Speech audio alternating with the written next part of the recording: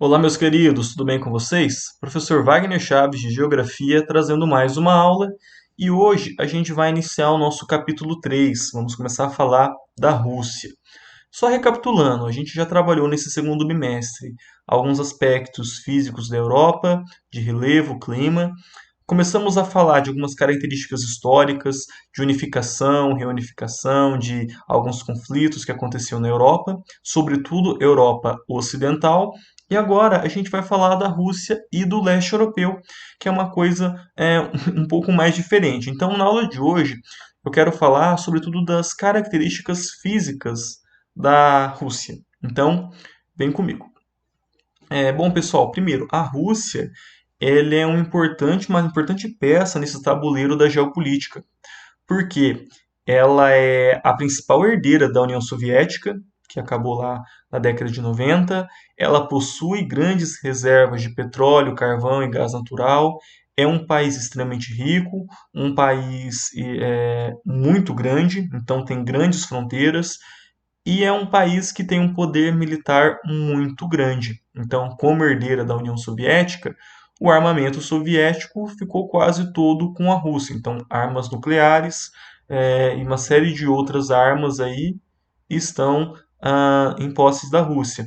Para quem assistiu a aula sobre varíola, eu comentei, a varíola hoje ela está extinta na natureza, entretanto tem laboratórios com ela, um nos Estados Unidos, outro na Rússia, para a gente ver o poderio desse país. Bom, alguns aspectos físicos da Rússia, então. Primeiro, ela é o maior país do mundo. E ela cresce no sentido leste-oeste. A Rússia, pessoal, ela tem 9 fusos horários, tá? Isso porque a gente os russos adotam um fuso horário prático, porque se fosse seguir as linhas mesmo, seriam, se eu não me engano, 11 ou 12 fusos horários. Então é um país bem extenso. A capital é Moscou e ela fica na parte europeia. Lembrando, a Turquia é um dos únicos países que ficam em dois continentes ao mesmo tempo. A outra é Turquia. A Turquia também fica uma parte na Europa, outra parte na Ásia. É, E a parte europeia é dividida ali pelos montes Urais e pelo rio Ural. Então, essa parte mais europeia e a outra parte ligada ao continente asiático, que é uma parte, inclusive, mais rural, menos desenvolvida da Rússia. Tá? Bom, pessoal, isso aqui eu acho extremamente interessante, né? O litoral da Rússia, esse litoral norte, está próximo ao Círculo Polar Ártico. Então, esses 37 mil quilômetros que ele tem de litoral são águas geladas, águas congeladas. Então, observem aí, não sei se vocês vão conseguir compreender bem esse mapa, só que essa projeção é uma projeção azimutal, ou seja, está o globo, a projeção foi colocada um papel no Polo Norte. Então, vocês conseguem ver ali todo o litoral norte da Rússia, toda a área que ele exerce influência dentro do Círculo Polar Ártico, então é uma quantia bastante considerável. Quais outros países que nós temos ali? Estados Unidos com Alasca, o Canadá com uma porção grande também, Groenlândia da Dinamarca e Noruega.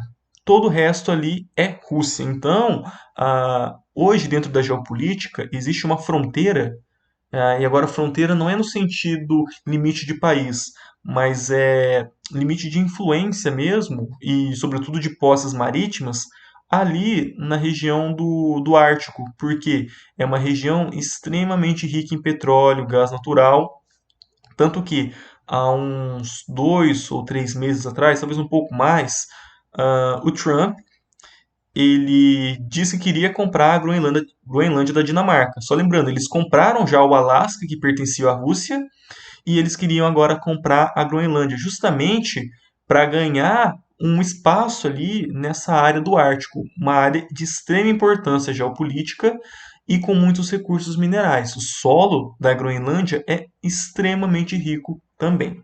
Bom, vamos agora falar um pouco do clima e da vegetação. Bom, a Rússia, por estar localizado muito ao norte, ela tem um clima predominantemente temperado, ali mais próximo da Europa, polar, mais ao norte, próximo do Círculo Polar, e subpolar ali no interior do país, mais na Ásia.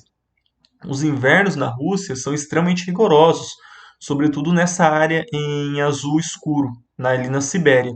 E em algumas áreas, sobretudo aqui na Europa, os verões são um pouco mais quentes. Eu vou abrir aspas aqui para quentes, porque umas 2 semanas atrás saiu um protesto de uma enfermeira ah, russa que estava por conta do Covid, ela estava trabalhando sem os equipamentos de proteção adequados. Então, ela estava com uma roupa transparente, uma espécie de látex, e por baixo dessa roupa, ela estava apenas com a sua roupa íntima. Então, todo mundo via ela seminua. E, segundo ela, falou, não, estava muito quente e esse monte de roupa, porque ela teria que estar com uma roupa normal, o jaleco e por cima essa roupa transparente. Então, não, estava muito calor, eu não quero usar toda essa roupa, então eu só usei minha roupa íntima e essa roupa impermeável, né, transparente. Segundo ela, porque estava calor. Possivelmente, e alguns lugares já falaram, é por conta das más condições de trabalho, porque não estão oferecendo todo o material necessário. E por que isso? Ela falou que estava com calor. Sabe qual era a média de temperatura? 17 graus.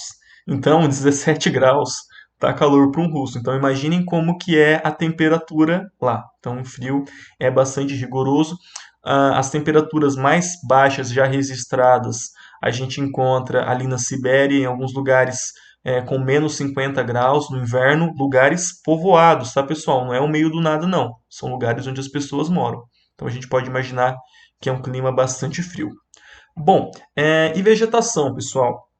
Vegetação, a gente vai encontrar tanto taiga, que é aquela floresta de coníferas, os pinheiros. Vamos encontrar áreas de tundra também, aquela vegetação mais de líquens, de musgos. Tem várias áreas de estepe, então essas áreas aí em amarelo, amarelo não, laranja, né? São as áreas de estepe que daí nós encontramos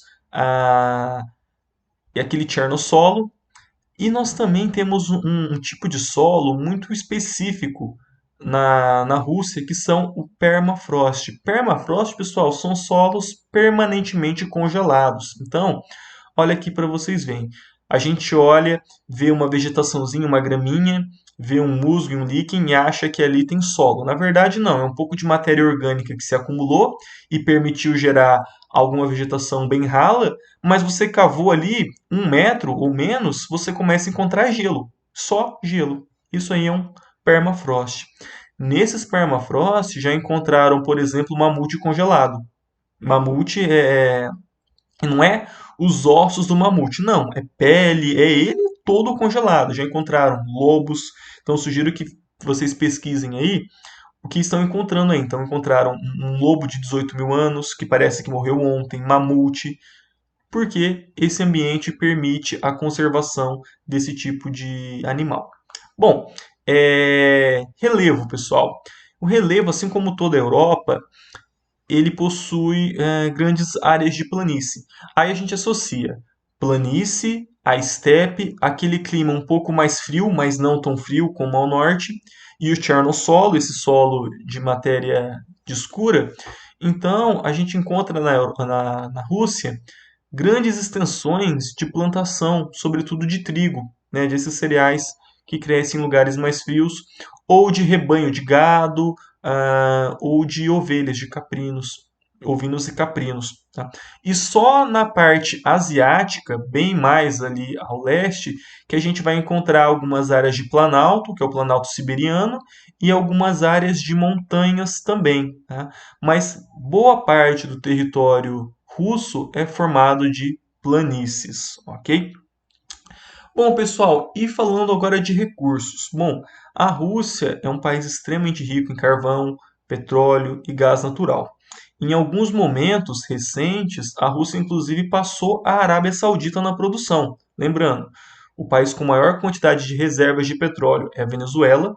Quem mais produz petróleo, ou seja, quem mais extrai, é a Arábia Saudita, mas a Rússia não fica atrás também não. Ela consegue produzir, extrair muitos e muitos barris de petróleo. Então, boa parte da renda da Rússia vem hoje da extração do petróleo, do carvão e do gás natural. E quem que é o principal mercado deles? A China. Então, pessoal, voltando àquelas primeiras aulas que a gente teve falando de geopolítica. A gente tinha ali durante a Guerra Fria um mundo bipolar, Rússia, União Soviética e Estados Unidos, e agora a gente tem um cenário multipolar. A gente já falou da União Europeia, que forma ali um bloco muito coeso economicamente. A gente tem a Rússia, que é muito particular. A gente tem a China. A gente tem a união de alguns países asiáticos, como os tigres asiáticos. Temos os Estados Unidos.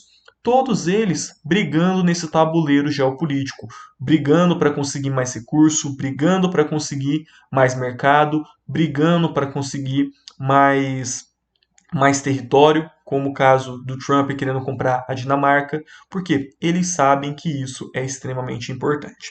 Beleza, pessoal? Eu vou ficando por aqui. Peço que vocês fiquem em casa, que vocês lavem as mãos. Um abraço e até mais.